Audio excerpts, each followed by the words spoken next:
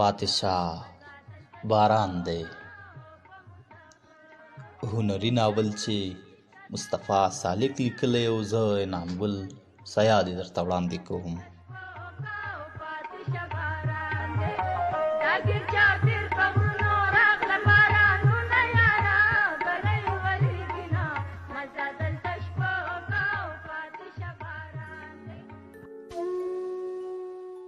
داسې ورځ به ډېره کمه راتله چې زه د ټولګي ته راشم او د هغې سندره دې وانورم. هغې به هره ورځ سندره ویله. په پیل کې خو به د هغې پر شونډو موزون کلمات زما لپاره یوه عامه سندره وه، خو د وخت په تېرېدو د هغې سندرې زما لپاره یو نوی خوند پیدا کړ.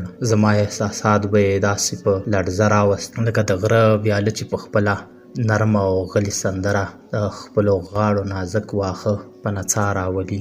زموږ ټولګی هم عجیبه و، بس چې د ښوونکي سترګې به پناه شوې، هر څه به بدل شو. په یوه کونج کې به یې داسې شور ماشور و لکه د مني په ماښام کې چې چنچڼې د ځنګل په ونو کې چڼېدل د خپل ژوند یوازینی مقصد ګڼي. خو په بل کونج کې به د څانګې غلې سندرې سړي ته د څېړیو په پاڼو کې د نرمې هوا له نڅا پیدا کېدونکې نغمه یادوله. بیا به چې استاد راغی، په صنف به د سهارنۍ شپې خاموشي خپره شوه او ټول زده کوونکي به په خپلو چوکیو کېناستل. نو زما ذهن به د ماضي پر لور ګام واخیست او پر هغو شیبو به تم شو چې څانګه د لومړي ځل لپاره زموږ ټولګي ته راغلې وه. زموږ ښوونځی پېښور ښار سره نږدې و. نور کړه وړې د افغان مهاجرینو د عامو ښوونځیو. بس دومره خبره وه چې نجونو او هلکانو به په ګډو ټولګیو کې زده کړه کوله.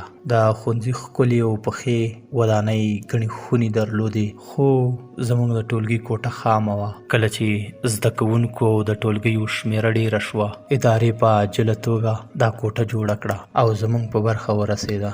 ښه مې په یاد دي چې په هغه ورځ ښوونکی تازه له کوټې وتی و.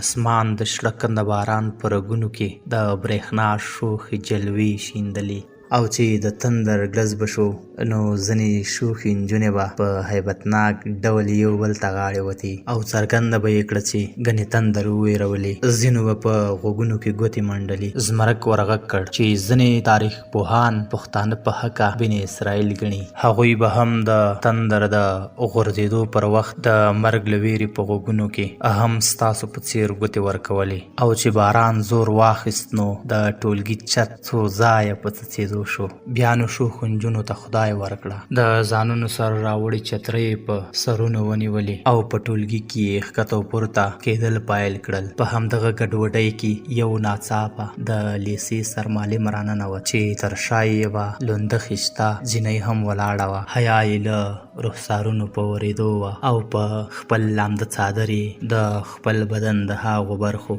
د پټولو هڅه کوله چې د جامو د لوندوالي له کبله یې د ځوانۍ مرموز نمایش کاوه. سترګې یې ځلېدې او له زلفو یې د باران څاڅکي ورېدل. کټ مټ هاغسې لکه د ستورو له شپې چې پر خوري. جینۍ ښکلې او جذابه وه، ځکه خو ټولو هلکانو په تږو سترګو ورکتل.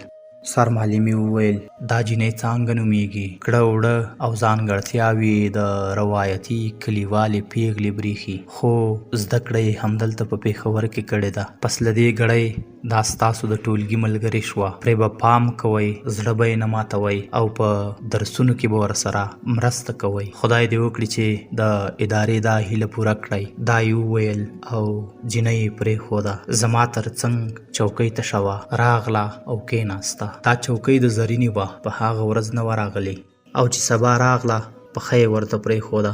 څانګه کېناسته. په ټولګي کې بیا خبرې پیل شوې، خو څانګه چپ چپ وه.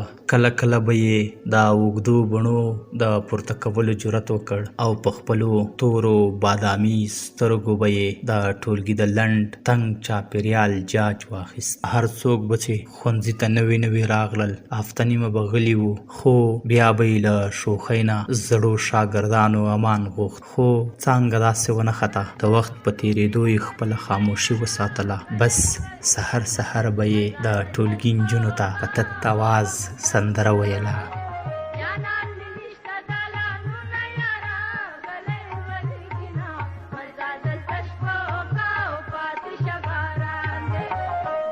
Girl,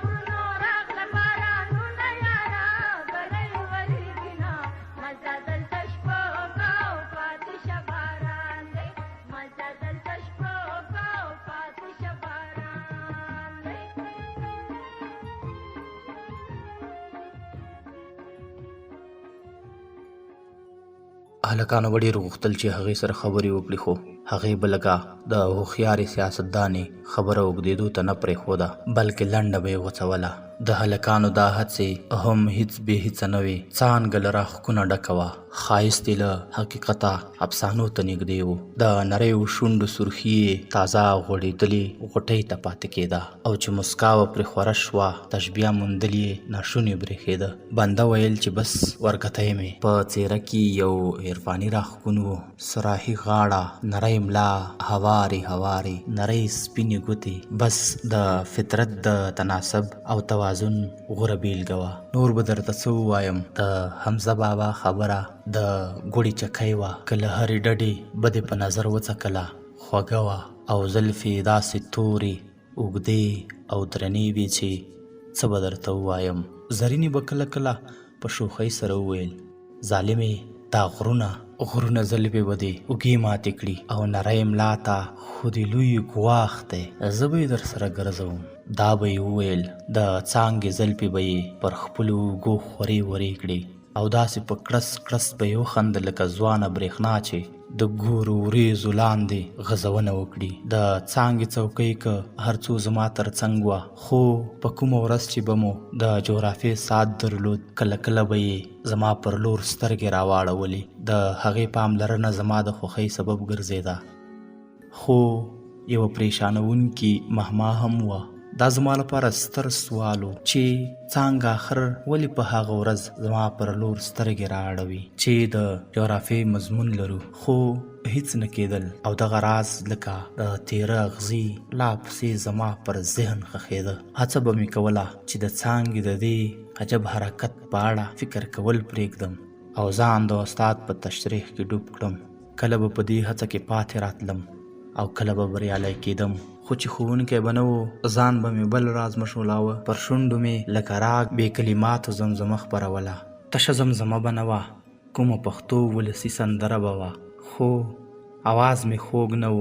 له همدې کبله مې د کلماتو له ادا کولو ډډه کوله او ورو ورو مې لکه د رباب تشه نغمه ویله. شپې ورځې تېرېدې. د ژمي رخصتۍ راغلې. زه چې له خپل سیلاني طبیعت نه مجبور یم د زمرک سره سوات ته لاړم. سره له دې چې عام وګړي په اوړي کې سوات ته ځي خو موږ د واورو مینې په ژمي کې بوتلو. د فطرت په منظرو کې ورک شوم.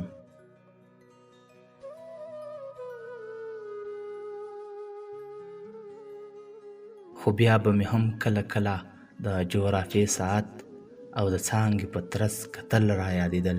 مرمرین وجودو به یې لکه د یوې خیالي ښاپېرۍ په څیر د سیند په څپو کې غځونې کولې.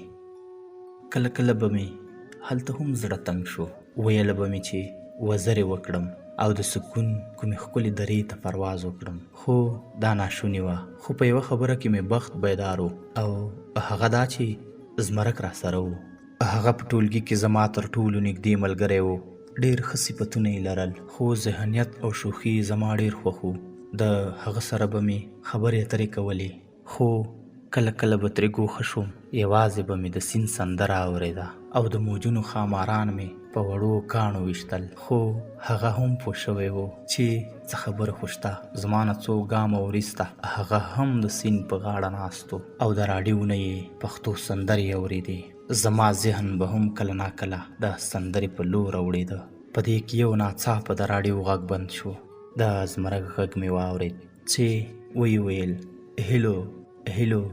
چې ور ومې کتل خپله راډیو یې لکه ګرځنده موبایل غوږ ته نیولې وه او ویل یې هیلو غزنه واه دا ته په کومه دنیا کې ورک یې مړه سوات ته راشه ستا خو نغمې خوښېدې. سیند نغمه وایي د خوښۍ نغمه ډېره خوږه نغمه.